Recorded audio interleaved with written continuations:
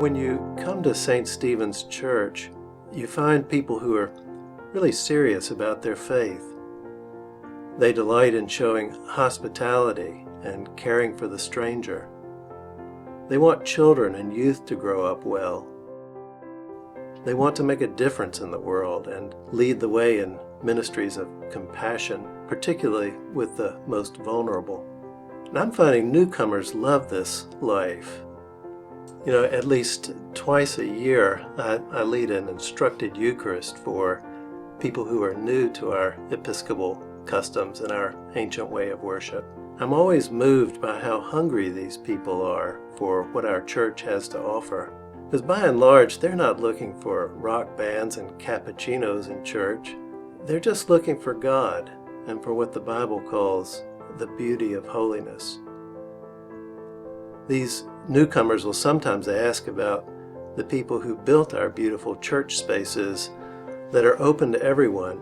And so I tell them about the people in 1911 who built Palmer Hall, about the congregation who built our Gothic space in 1928, about the group who paid off the loan in 1944 and then expanded the church again in 1950, and about how through every generation outreach ministries have been so central to this church's identity, tending to the poor and forgotten.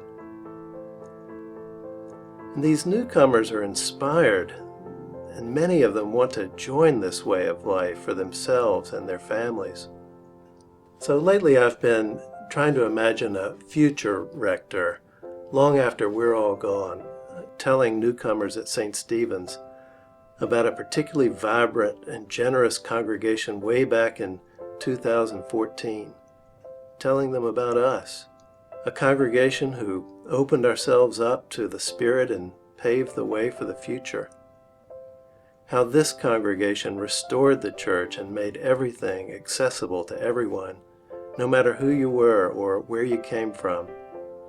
And how we grew outreach ministries that made a big difference in Richmond and beyond, supporting a huge feeding ministry and a tuition-free middle school, and promoting interfaith understanding in a polarized world. I can just imagine that future congregation being inspired by it all.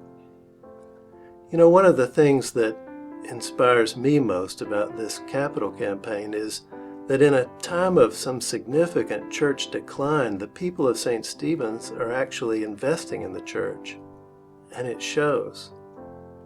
At our centennial celebration here at St. Stephen's, we opened up a time capsule that parishioners 100 years ago had put in the cornerstone of Palmer Hall. It was like reading messages from the parishioners who were wishing us well from a long time ago. And now it feels like it's our turn to do the same thing for the next century. It's a great time in the life of a great church, and I'm really proud to be part of it.